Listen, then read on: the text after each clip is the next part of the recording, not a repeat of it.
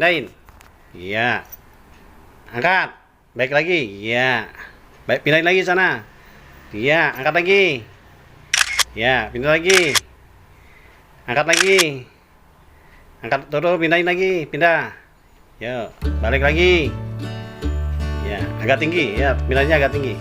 Gini Pak Haji. Set. Agak tinggi. Ya. Ya, angkat tinggi. Ya. Angkat lagi. Pindah. Pindah. Ya, angkat. Agak tinggi gini Pak Haji. Ya, angkat. Pindah. Pindah. Ya, pindah. Pindah. Pak Haji ketawain. Mulai lagi. Jangan di. Ya, biarin aja. Pindah. 1, 2, 3 pindah. Pindah.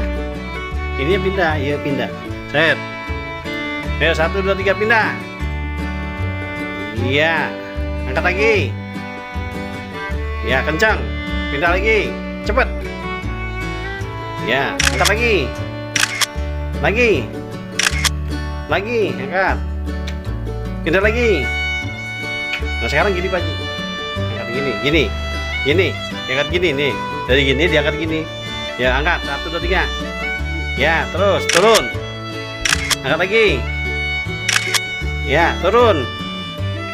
Angkat lagi, tinggi, tinggi. Ya, turun. Tahan, angkat. Angkat. Angkat gini, ya. Ya, 1, 2, 3 angkat, ya. Tinggi, tinggi, tinggi. Tinggi, turun, tahan, turun. Angkat lagi. Tinggi Pak Haji. Tinggi kan nih kayak ini tingginya. Ya. Main turun. Pindahin sini. Ini yang ini. Ini pindahin sini. Pindah sini lagi. Pindah. Ya, angkat lagi sini. Yang kuat Pak Haji itu nggak kelihatan. Nah, pindahin gini. Pindah sini, set. Terus pindah kemari. Set ya. Ya, 1, 2, 3 angkat.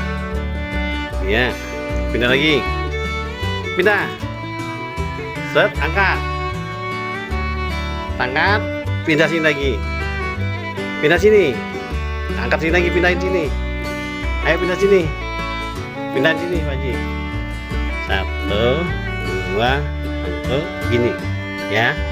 Ya. 1, 2, 3 angkat. 1. Balik lagi. Balik. Set. Ayo Pak Haji. Pindahin. Ini pindah gini nih. Set. Ya. Dia pindah sini. Iya, angkat. Angkat. Iya. Pindah lagi. Pindah lagi sini. Pindah. Set. Angkat. Ya, pindah lagi. Angkat. Diangkat Pak Haji, jangan dianu, jangan jatuhin. Angkat. Iya, lagi. Pak Haji dorong. Ya, dorong lagi. Dorong. Angkat. Ya, dorong lagi. Dorong lagi. Yang tahu sampai vol dong, sampai vol. Ya, vol lagi. Terus. Ya, angkat. Ya, lagi, dorong lagi. Angkat. Dorong lagi. Angkat. Nggak sampai full dia karena ototnya belum bener. Coba tangan Pak Haji. Tangan. Ya, yang kiri. Tangan kanan, yang kanan. Tangan ini. Gini coba. Nah. Truk kanan, kaki kanan dan kaki tangan kanan semua. Coba itu, lihat. Tangan. Lagi. Ke atas Pak Haji, tangannya. Yang satunya? Yang satu, yang ini. Angkat. Iya, tangannya aja gini. Yang ini. Nih, yang ini nih, yang sakit nih. Angkat tangannya. Angkat. Angkat ke atas. Ya ini yang ini udah bisa itu. Angkat gini. Haji. Oh, iya. Nggak nyambung itu namanya. Coba kakinya lagi, dorong lagi coba, dorong. Ini dorong. Ya. Dorong terus. Angkat. Angkat lagi. Yang kenceng dong Pak Haji. Seret. Iya, dorong lagi. Semakin cepat semakin bagus. Dorong, tarik. Iya, lagi. Dorong. Dorong. Angkat lagi. Ya, terus sampai full. Sama tangannya coba Pak Haji. Dorong, ya dua-duanya. Satu, dihitung sampai 10. Yang itu, satu gini. Satu. Tangannya. Satu. Sampai full ini. Full. Satu. Terus lagi sampai 10 kali Pak Haji. 1 2 lagi. Tremor ya Pak Haji, ada tremornya ya, stroke tapi ada tremor. Tekan lagi, lepas Pak Haji. Pak Haji nih ya, buka lagi, tutup ya, buka lagi, buka, tutup, buka, tutup, buka.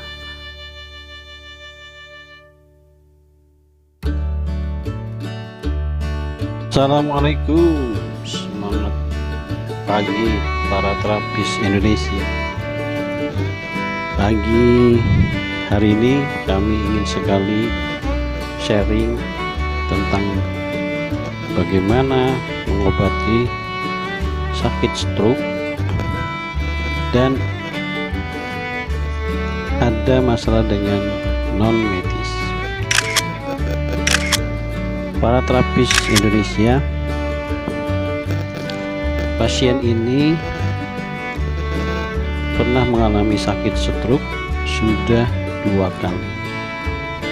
Jadi beliau saat ini mengalami sakit stroke yang kedua.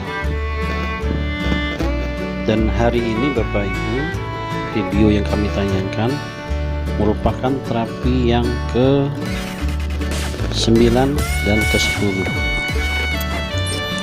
Mudah-mudahan sharing pengalaman tentang bagaimana mengobati sakit stroke bermanfaat untuk para terapis Indonesia.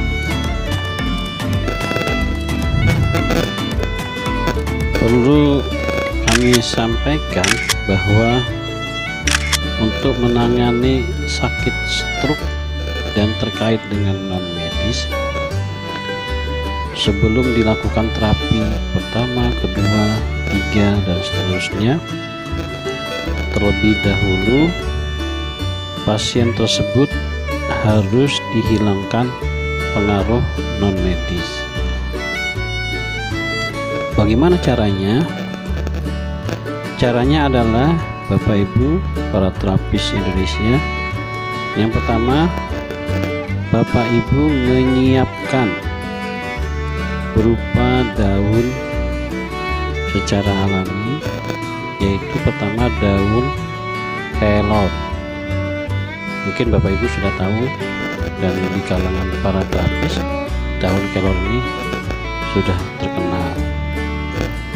Dan yang kedua, daun bidara. Kemudian Bapak Ibu sekalian, 2 daun tersebut prosentasenya adalah 60-70% itu daun kelor, kemudian 30%-nya daun bidara. Kemudian Bapak Ibu, kedua daun tersebut Bapak Ibu siapkan, dan selanjutnya Bapak Ibu juga menyiapkan air putih. Fungsinya air putih tersebut adalah untuk digunakan sebagai campuran dari daun kelor dan daun bidara. Para terapis Indonesia, ketika Bapak Ibu sudah mendapatkan daun kelor dan daun bidara serta dilanjutkan dengan air putih, selanjutnya para terapis melakukan doa yang dikhususkan untuk pasien. Jadi Bapak Ibu para terapis Indonesia, doa bisa dilakukan masing-masing dengan percaya diri, keyakinan yang penuh, dan mohon Allah Subhanahu wa Ta'ala memberikan kemudahan dalam melakukan terapi dan pengobatan untuk pasien. Setelah Bapak Ibu melakukan doa yang diberikan kepada khusus untuk pasien, setelah selesai Bapak Ibu para terapis Indonesia dilanjutkan memberikan kepada pasien dengan cara untuk 3 hari pertama, pagi dan malam hari. Jadi diperkirakan Bapak Ibu ketika Bapak Ibu mau menyediakan daun kelor dan daun bidara, itu diperuntukkan untuk 3 hari pertama.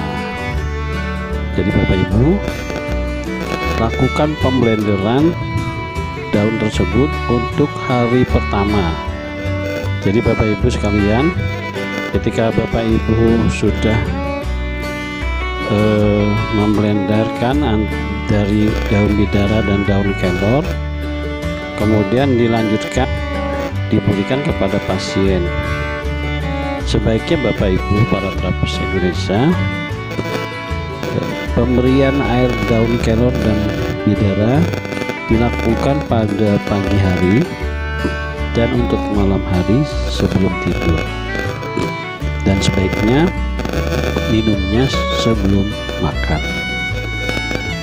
Perlu kami sampaikan Bapak Ibu sekalian, selain untuk menangani masalah non medis, daun bidara dan daun kelor tersebut itu berfungsi untuk nutrisi dan untuk menghancurkan penyumbatan di pembuluh darah menuju jantung dan pembuluh darah menuju di kepala.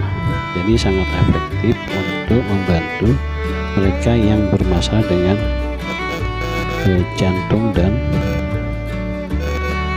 stroke. Baik Bapak Ibu sekalian, karena ini terapi yang ke-9 dan ke-10, kami hanya memberikan gambaran secara umum apa yang kami lakukan untuk terapi pasien stroke ini. Yang pertama adalah yang harus Bapak Ibu lakukan, Bapak melakukan pemijatan, baik pemijatan untuk otot, kemudian pemijatan untuk saraf, baik di bagian tangan dan kaki yang terkait dengan stroke dan bagian belakang punggung pasien.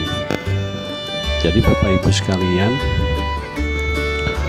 kita harus melihat kondisi pasien, apakah beliau mengalami stroke yang lumayan parah.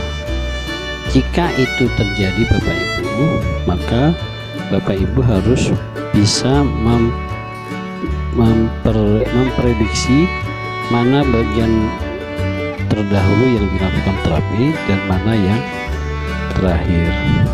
Saran kami Bapak Ibu sekalian, untuk terapi yang pertama yang Bapak Ibu harus lakukan adalah di wilayah kepala, kemudian yang kedua di bagian tangan jika ada masalah dengan tangannya, kemudian di bagian kaki jika pasien mengalami stroke di bagian kaki.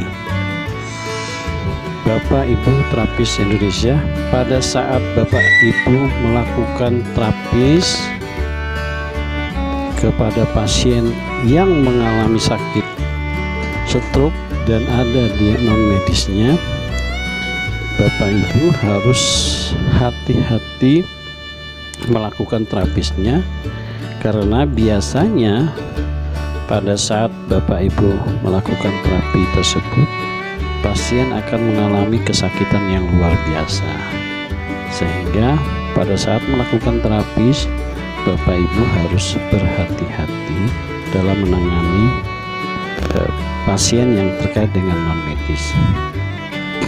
Dan perlu diketahui Bapak Ibu sekalian, biasanya terapis pasien yang mengalami sakit dengan non medis yang cukup tinggi, beliau akan bereaksi cukup luar biasa, atau beliau akan mengalami sakit yang luar biasa, sehingga Bapak Ibu sekalian, ketika ini terjadi Bapak Ibu harus mempersiapkan diri secara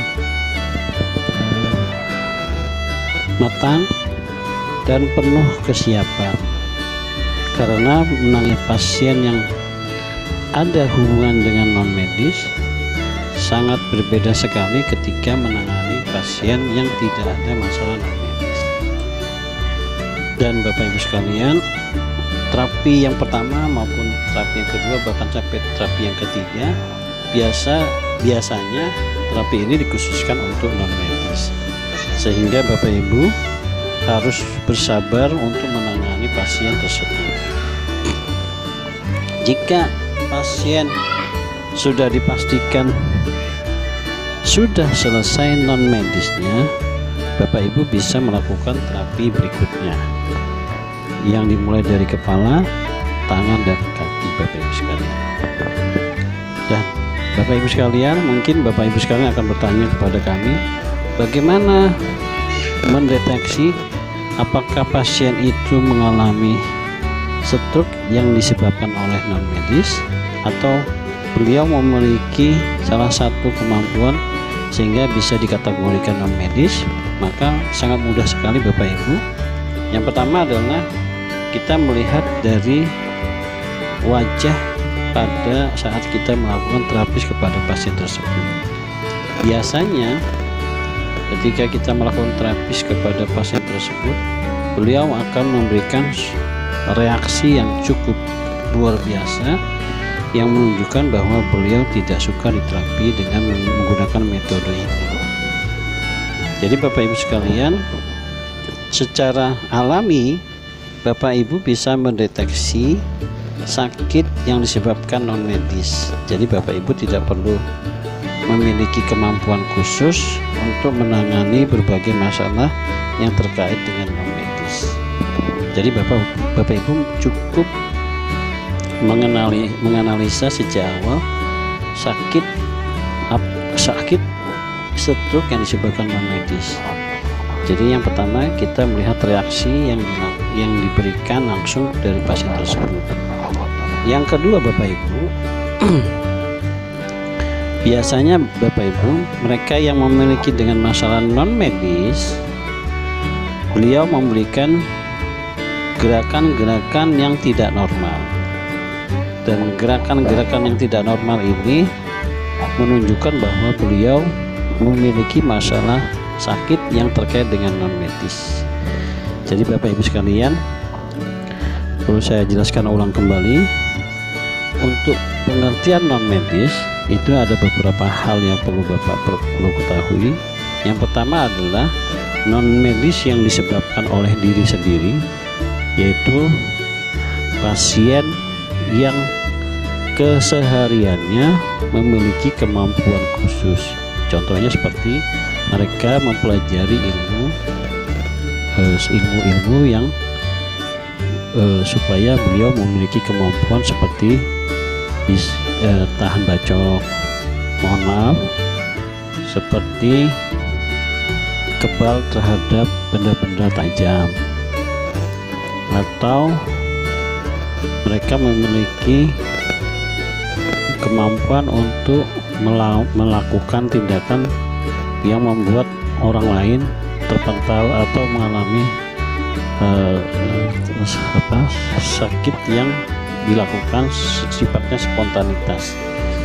Nah, itu berarti beliau sakit karena beliau memiliki salah satu atau beberapa kemampuan yang mereka pelajari, baik itu secara langsung maupun tidak langsung.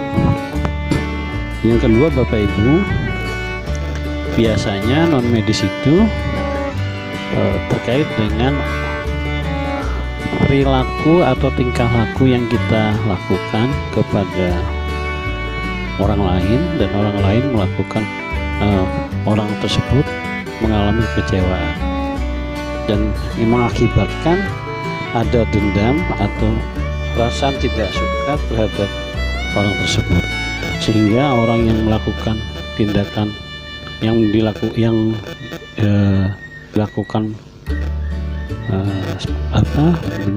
penyerangan atau mereka yang memiliki ketidaksukaan, biasanya beliau mengatakan hal-hal yang tidak diinginkan. Jadi itu yang kedua. Yang ketiga adalah ada pihak-pihak orang yang tidak suka dengan ilmu yang terkait dengan non medis. Jadi Bapak Ibu, biasanya pasien itu akan diberikan semacam serangan atau hantaman-hantaman yang diberikan kepada orang lain, sehingga secara tidak langsung pasien tersebut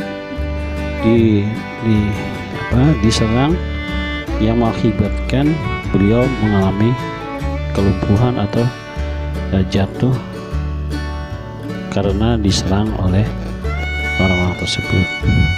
Jadi Bapak Ibu sekalian, jika Bapak Ibu menemukan pasien seperti Bapak Ibu yang saya jelaskan, maka menangani pasien seperti tersebut Bapak butuh kesiapan dan mental yang cukup besar untuk menangani pasien tersebut.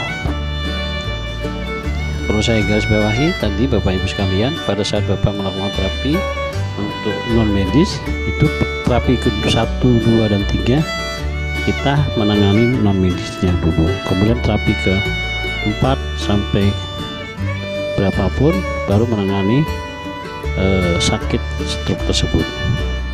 Jadi Bapak Ibu sekalian, jika Bapak Ibu menemukan pasien yang terkait dengan tidak ada sama sekali non medis, maka Bapak Ibu langsung bisa melakukan terapi tanpa harus melakukan kemudian minum daun kelor kemudian bidara. Baik Bapak Ibu sekalian, itu yang bisa saya sampaikan untuk mengenai mendeteksi sejak awal apakah pasien tersebut mengalami stroke yang disebabkan oleh non medis. Selanjutnya Bapak Ibu sekalian, terapi yang dilakukan selanjutnya adalah kita melakukan terapi dengan metode, ada 2 metode. Yang pertama metode menggunakan terapi listrik atau disebut dengan biolistrik. Kalau kami menyebutnya adalah akupuntur revolusioner manusia listrik.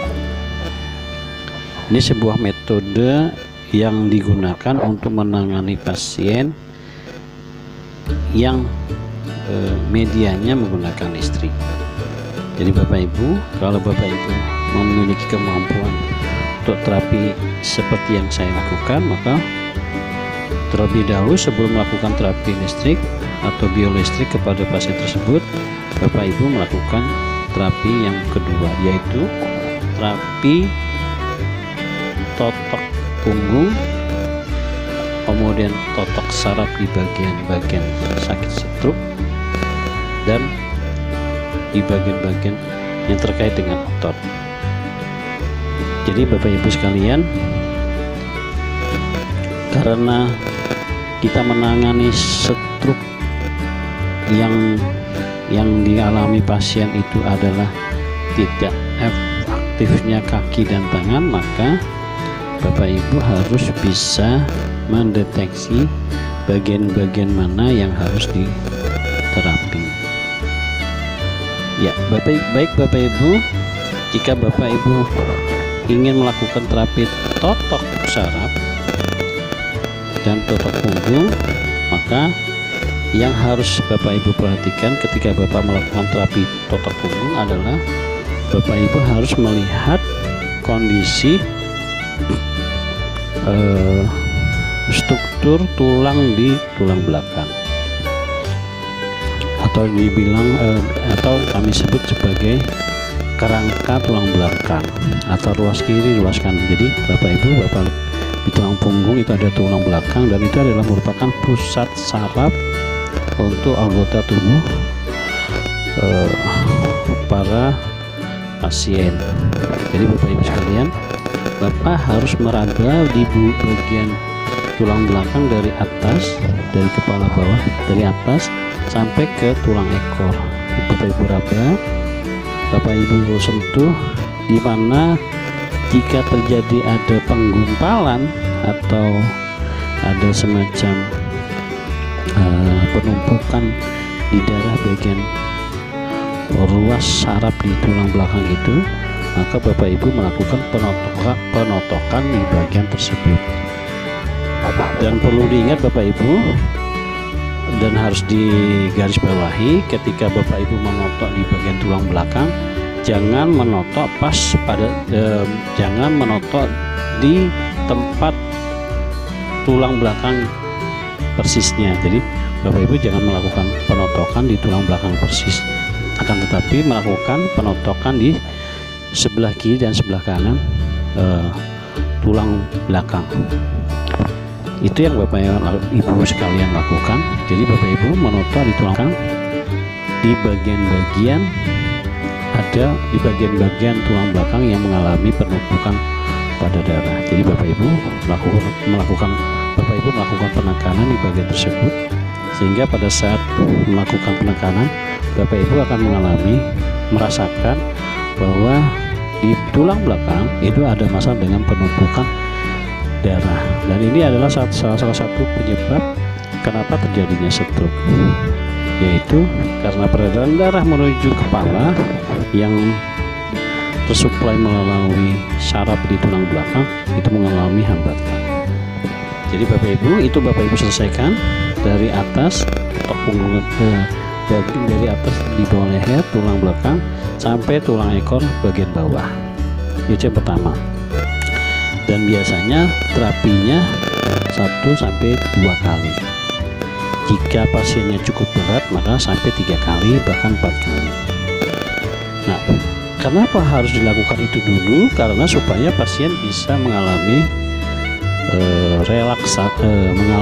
relaksasi, sehingga pasien bisa duduk seperti pada umumnya pasien-pasien yang ingin memiliki kemampuan untuk duduk. Jadi ketika pasien sudah bisa duduk, Bapak Ibu sekalian, berarti totok di bagian belakang itu diselesaikan atau cukup. Nah, selanjutnya Bapak Ibu sekalian, setelah melakukan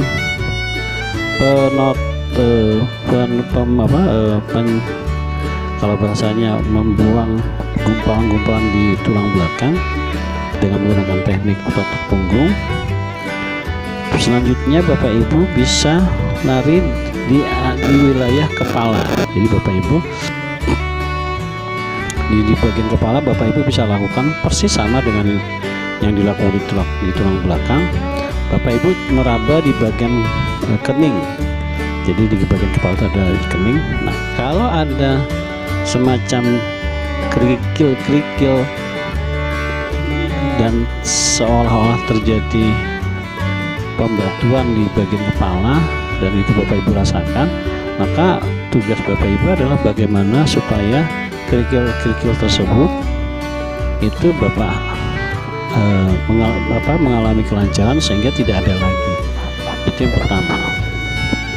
Yang kedua Bapak melakukan pemijitan di bawah kuping. Jadi di bawah kuping itu ada tulang leher atau ada batang otak di bagian leher. Itu di bawah persis telinga atau di ujung kepala di bagian telinga itu ada semacam legokan. Nah, Bapak Ibu di situ Bapak Ibu bisa melakukan pemijitan secara perlahan-lahan karena itu sangat sakit sekali Bapak Ibu. Jadi jika yang mengalami struknya sebelah kiri, maka pemijatannya di sebelah kiri, dan akan lebih baik kalau dilakukan dua-dua. Jadi sebelah kiri diterapi juga, kemudian sebelah kanan diterapi juga. Itu yang Bapak Ibu sekalian Bapak lakukan, dan itu sampai pasien mengalami reaksi yang luar biasa, dan mulai pasien tersebut merasakan nyaman. Jadi ketika melakukan pemijatan di bagian leher itu, pasien sudah mengalami rileks dan sudah hilang gumpalan-gumpalannya, maka insya Allah dalam beberapa kali terapi khusus untuk kaki dan tangan itu mengalami perubahan atau mengalami percepatan untuk kesembuhan untuk pasien tersebut. Baik Bapak Ibu sekalian, setelah Bapak Ibu melakukan pemijatan di belakang kuping atau di belakang kepala bagian leher, di belakang kuping pasnya, selanjutnya adalah Bapak Ibu memijit atau memijat di bagian antara tangan dan leher. Jadi Bapak Ibu ada semacam pundak kiri dan pundak kanan. Bapak melakukan terapi di bagian pasien yang mengalami semacam terjadi tulang muncul. Jadi ada semacam ada semacam garis di punggung, di pundak antara leher dan tangan. Itu ada legokan, Bapak tekan, itu biasanya itu ada semacam karet yang membengkak sehingga mengalami semacam terjadi garis pada punggung tersebut. Maksud saya di pundak tersebut. Nah, kalau itu terjadi Bapak Ibu, maka Bapak Ibu melakukan pemijatan di bagian tersebut.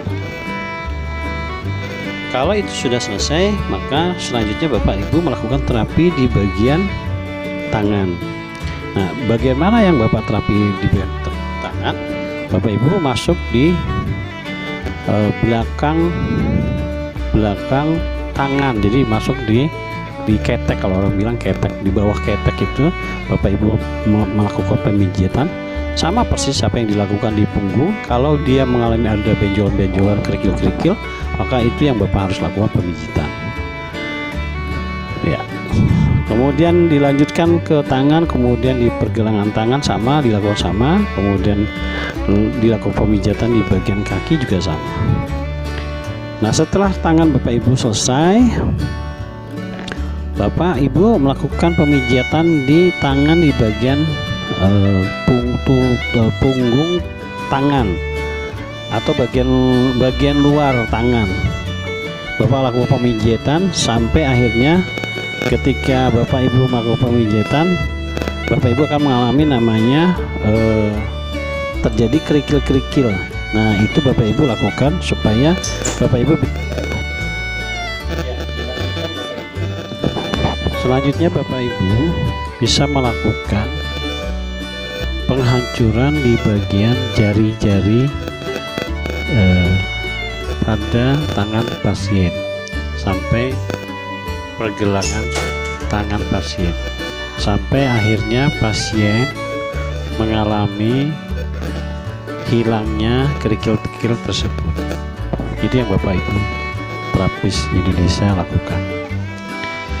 Jadi Bapak Ibu sekalian,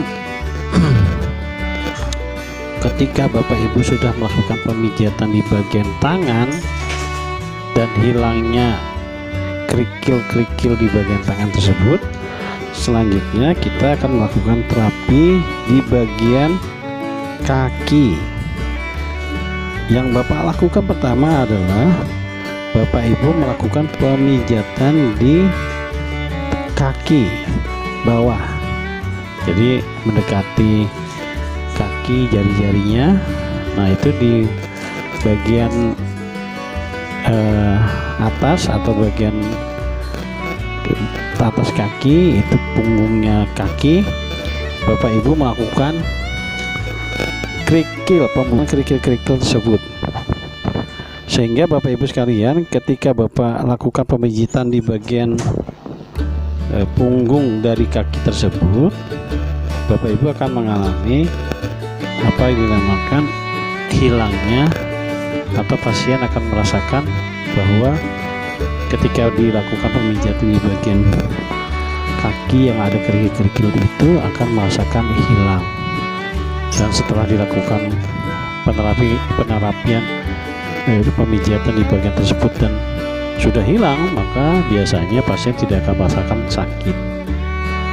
Tapi sebaliknya Bapak Ibu sekalian, ketika Bapak Ibu melakukan pemijatan di tangan maupun di kaki dan mereka mengalami sakit, maka yang terjadi adalah Bapak Ibu belum selesai menuntaskan untuk membuang bagian kerikil-kerikil baik di tangan maupun di kaki.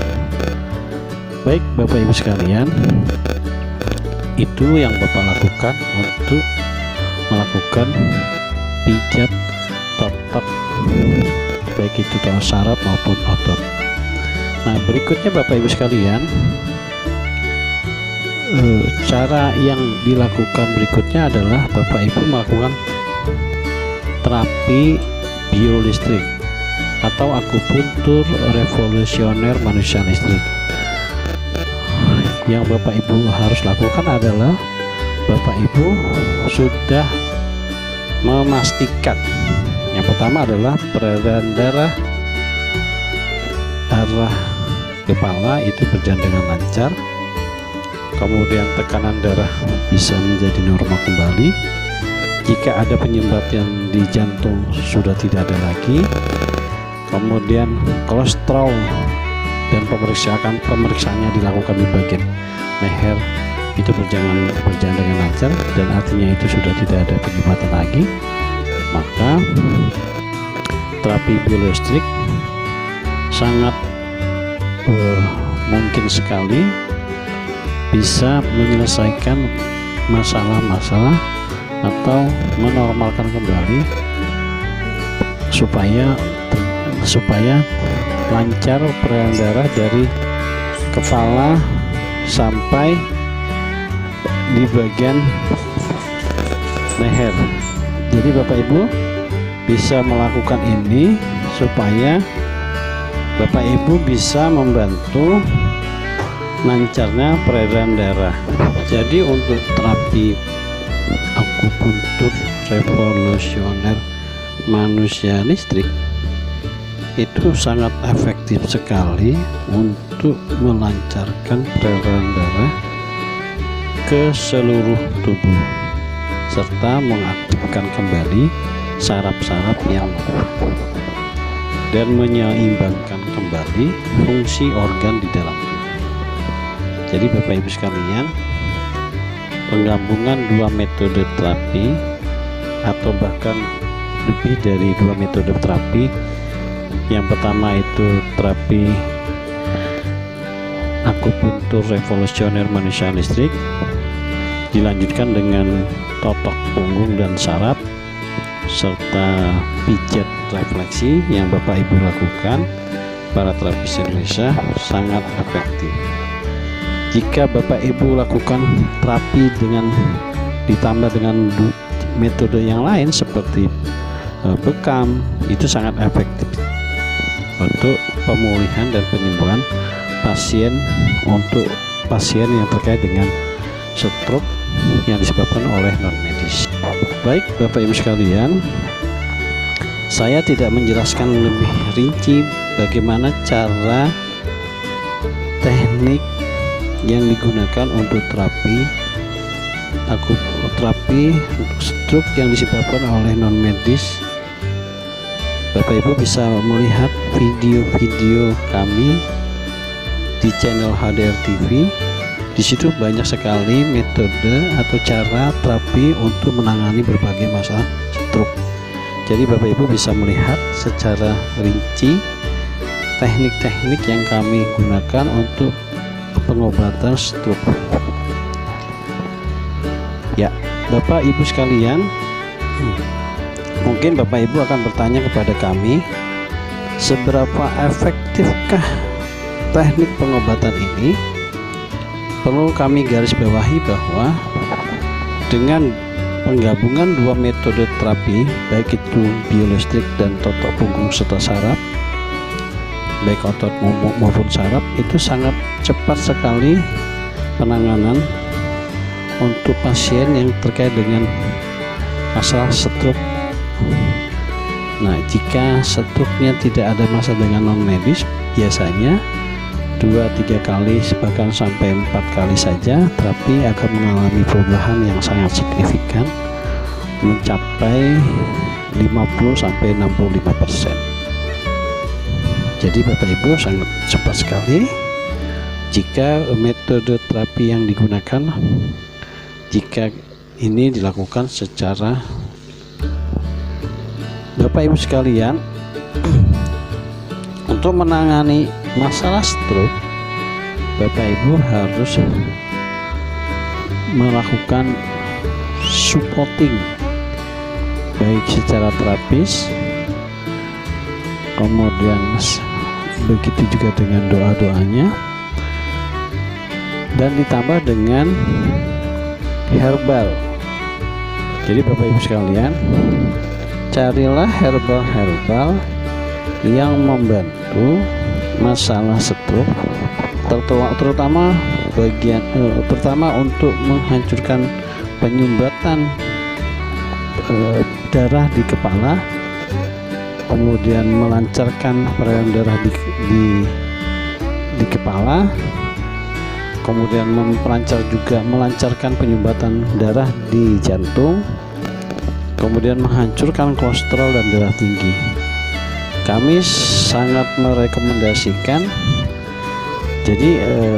bahwa herbal yang kami rekomendasikan harus bertujuan untuk membantu melancarkan peredaran darah menuju jantung maupun di wilayah kepala.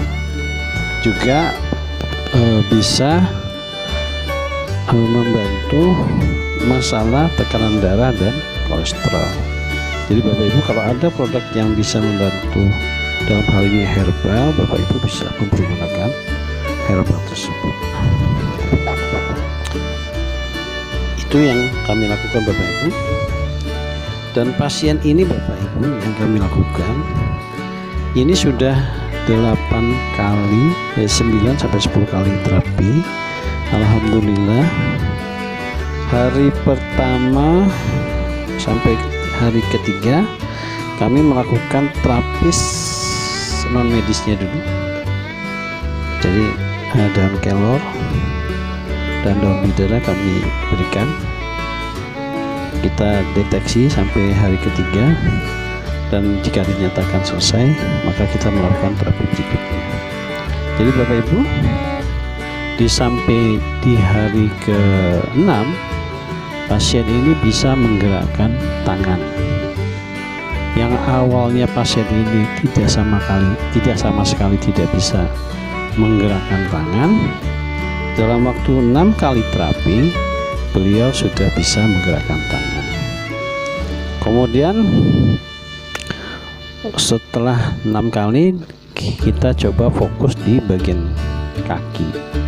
Alhamdulillah, walaupun tidak sempurna seperti yang diharapkan, tapi di terapi ke-3 untuk bagian kaki, pasien tersebut mengalami refleks atau mengalami perubahan yang beliau bisa menggerakkan kaki tersebut.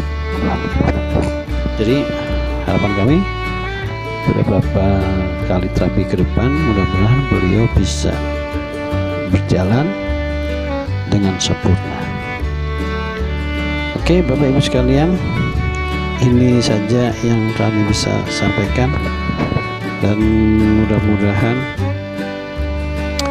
terapi yang kami lakukan untuk pasien ini akan mengalami perubahan, dan harapan kami nantinya beliau akan sembuh dengan cepat.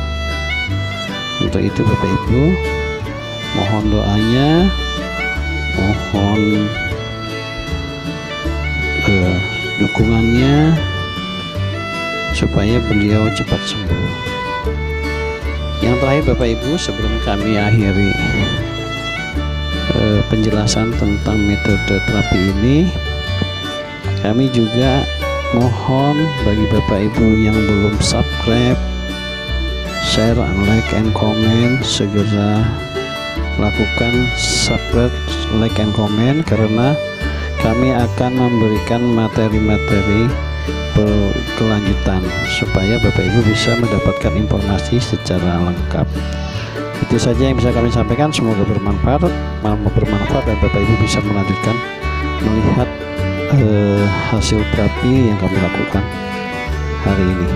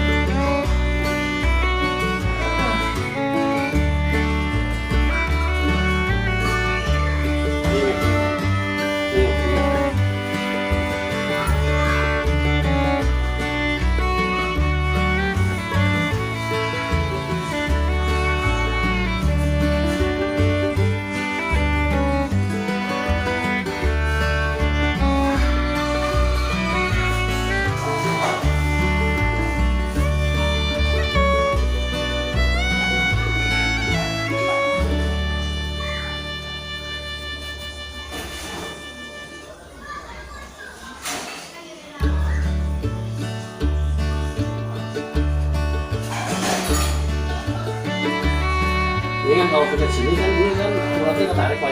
Ini sakit nggak sih? Urat ini kan nggak, nah ini kan kalau saya pencet ini kan naik nih, sakit nggak? Coba, sakit nggak? Yang ketarik ini sakit nggak? Ini sakit nggak?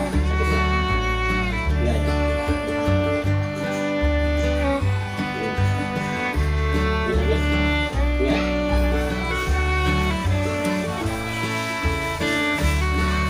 Ini nggak sakit? Jangan sakit.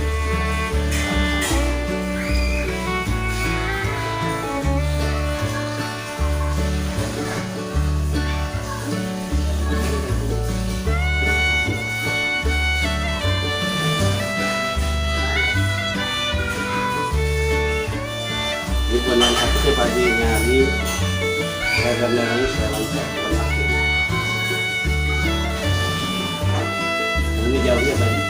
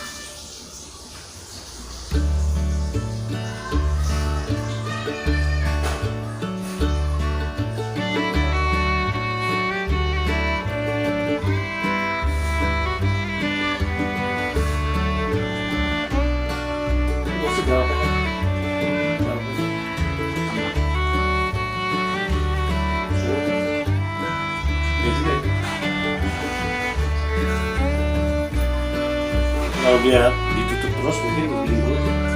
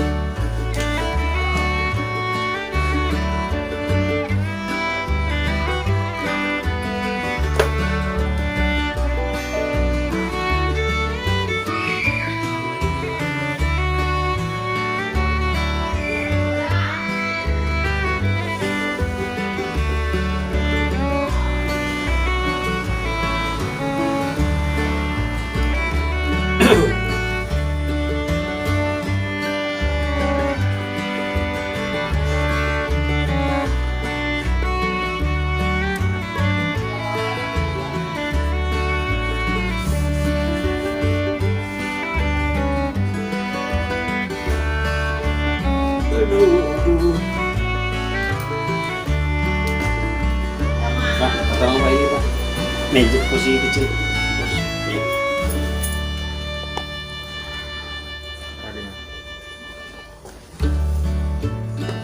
Angkat Pak. Angkat. Angkat. Angkat. Angkat. Lagi.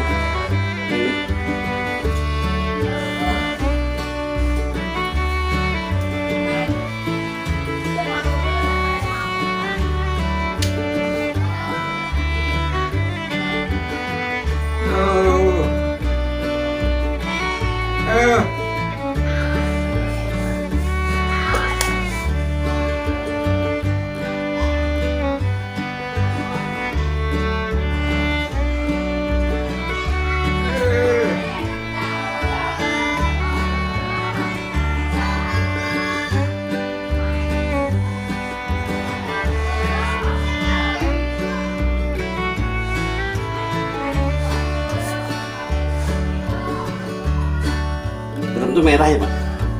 Burung tuh merah. Ayo.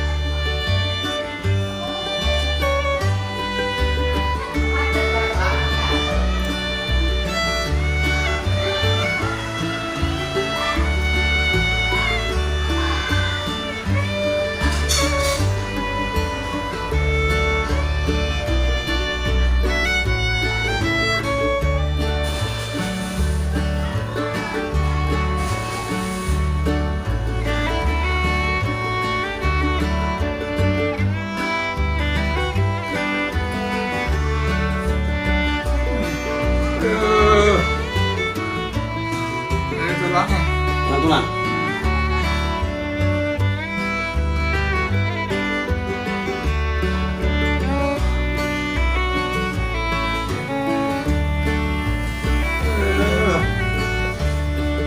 Angkat lagi.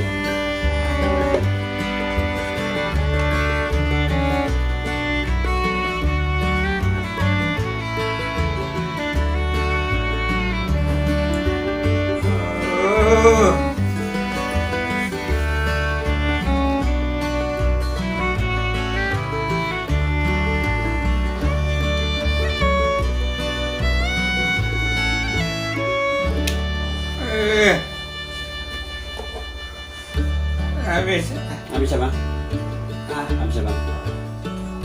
Habis apa? Bisa. Ada lagi lah. Saya bisa. Saya dulu. Saya dulu. Lagi.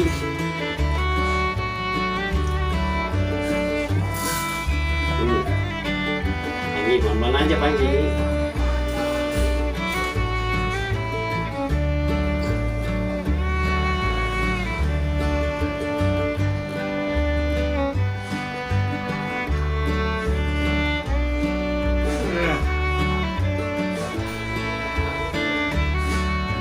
Sakit nih.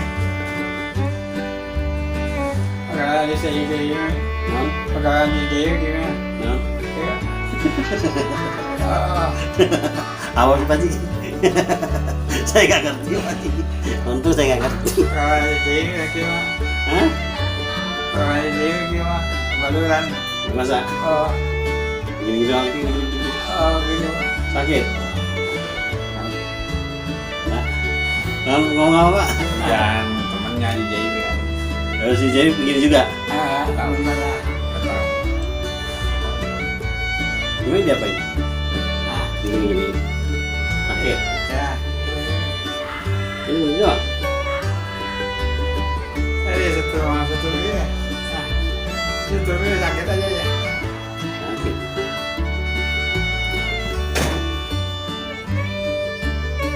Ini rangsangnya bagus loh Pak. Cepat loh Pak.